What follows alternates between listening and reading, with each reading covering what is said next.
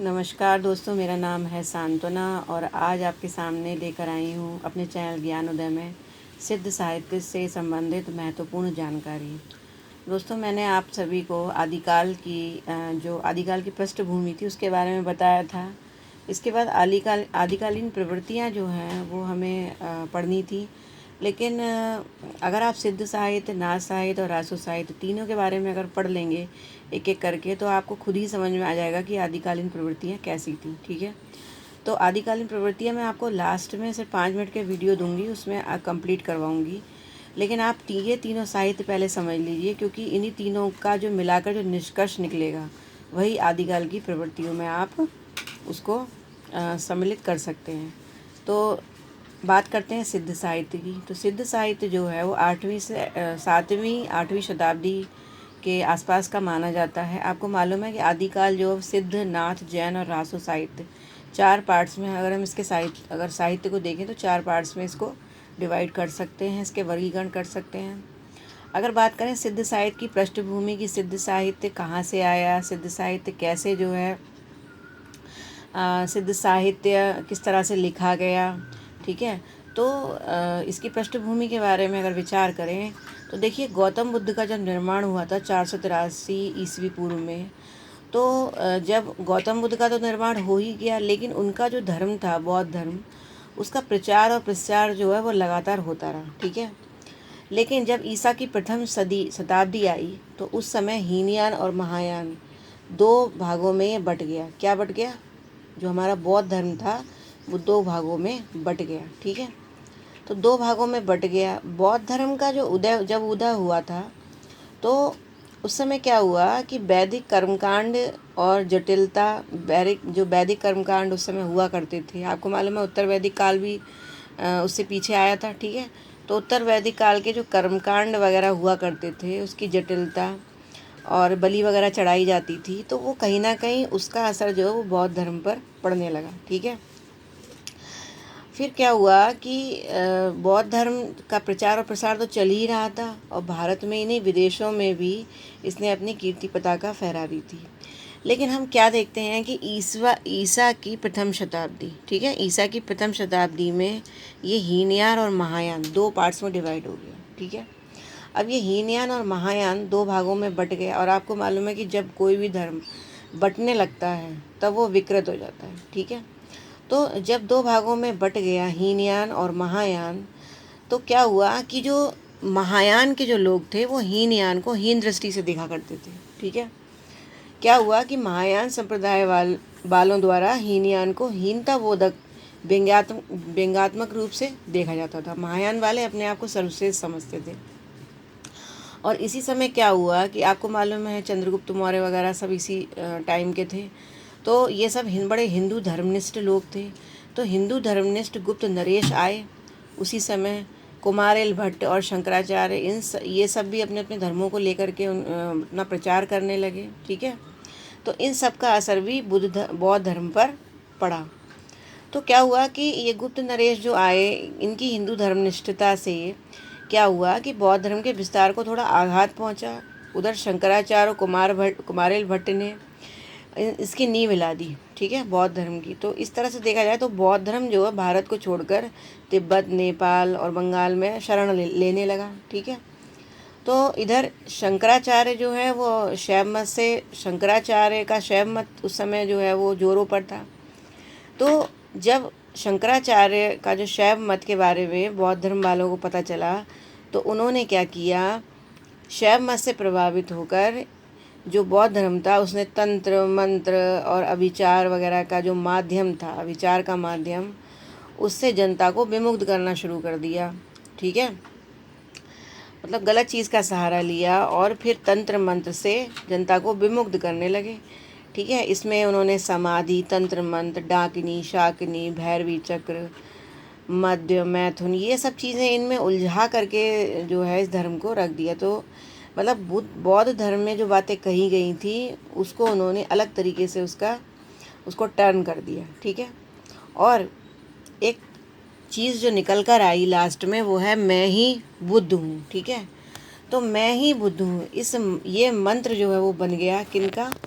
बौद्ध धर्म के अनुयायियों ने ये मंत्र जो है बोलना शुरू कर दिया कि मैं ही बुद्ध हूँ। ठीक है, उन्होंने अपने आप को भगवान मानना शुरू कर दिया, अपने आप को बुद्ध मानना शुरू कर दिया और इस तरह से एक संप्रदाय का उदय हुआ। देखिए, आपको मालूम है हीनयान महायान में दो में बटा था बौद्ध धर्म।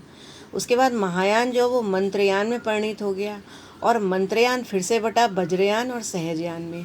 तो वज्रयान जो शाखा थी वो उससे सिद्ध साहित्य यानी सिद्ध संप्रदाय जो है उसी से निकला था। यानी अगर हम कहें कि सिद्ध साहित्य की उत्पत्ति कौन सी शाखा से हुई थी तो वज्रयान शाखा से हुई थी। ठीक है, तो ये बात आपको ध्यान रखनी है कि सिद्ध साहित्य की उत्पत्ति वज्रयान शाखा से हुई जबकि नाथ साहित्य की उत्पत्ति सहजयान शाखा से हुई। जो सिद्ध हुआ करते थे वो अपने नाम के आगे पा लगाते थे, जैसे सरहपा, कन्हपा, शबरपा, लुईपा, आपने सुना होगा। ठीक है, तो ये जो पा शब्द लगाते थे, पा शब्द का उस समय मतलब पा शब्द का अर्थ जो है उस समय की संध्या भाषा में सम्माननीय के लिए पा शब्द यूज़ करते थे। ठीक है, सम्माननीय शब्द होता था। ये क्वेश्चन पूछा जाता है अक्सर, तो यहाँ से कई क्वेश्चन बने। सबसे पहली बात कि सिद्ध साहित्य कौन सी शाखा से उदित हुआ था, तो वज्रयान से हुआ था। नाथ साहित्य किससे हुआ था, सहजयान से हुआ था। ठीक है, हीनयान और महायान किस सदी में बटे थे, ईसा की प्रथम शताब्दी में।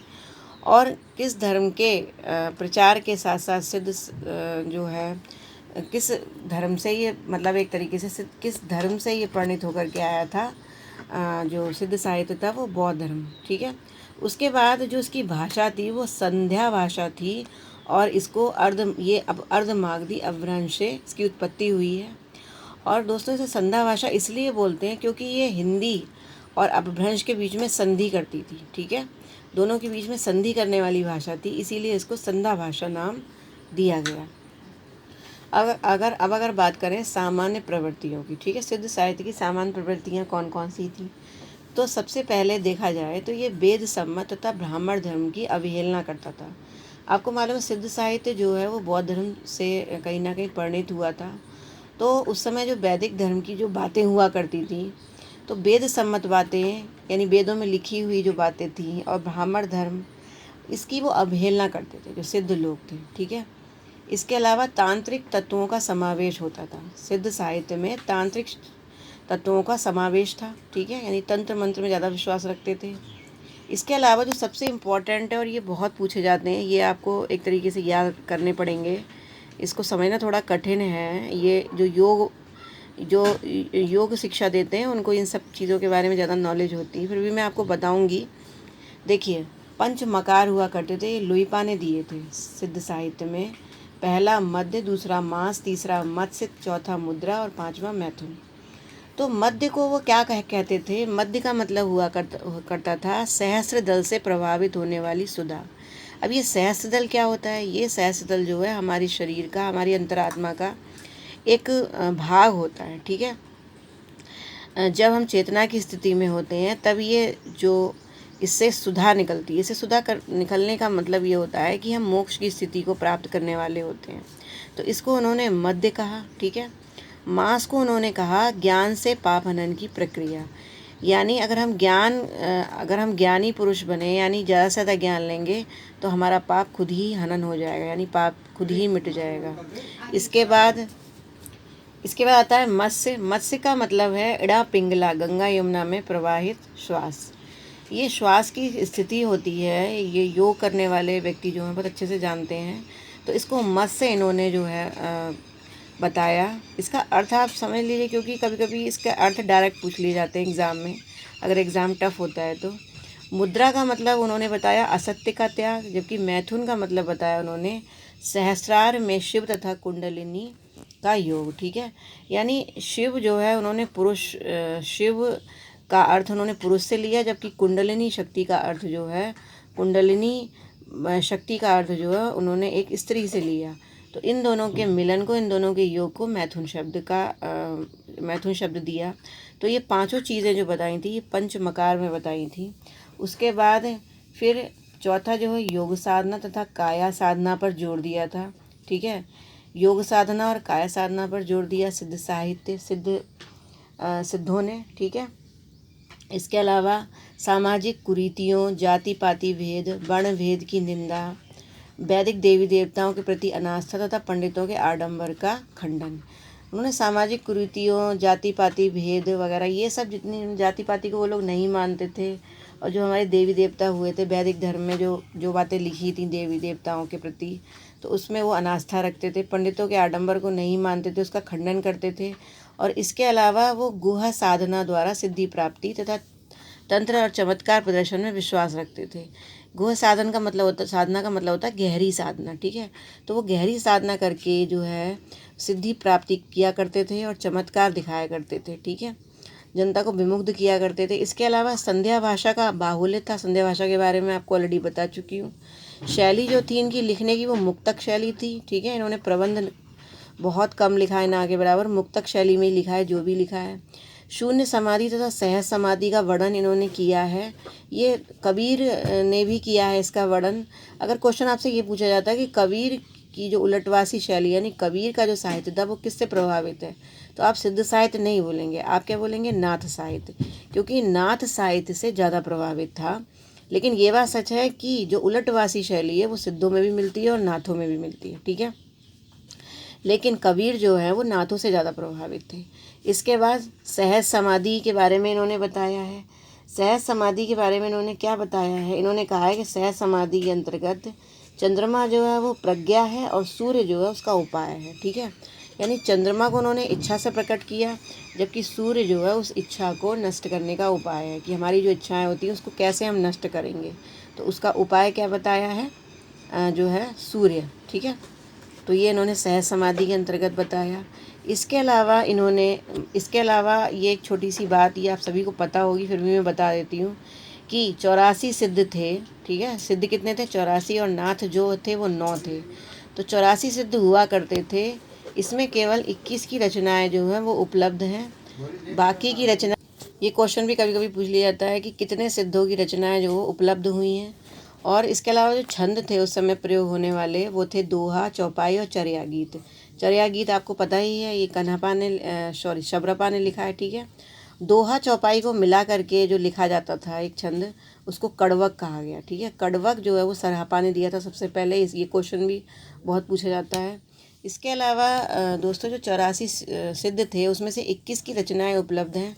अगर आप चाहते हैं तो मैं इनका नाम आपको बता देती हूँ। इनके नाम थे सरहपा, लुईपा, कुकरीपा, बिरूपा, गुंडरीपा, चाटिल, भुसुकपा, कान, काम्बली, डोम्बी, शांतिपा, महिता, शबर, अजदेव, टेंटनपा, दारिक, भादे, ताड़क, जैनिंद, धाम तथा आड़ी।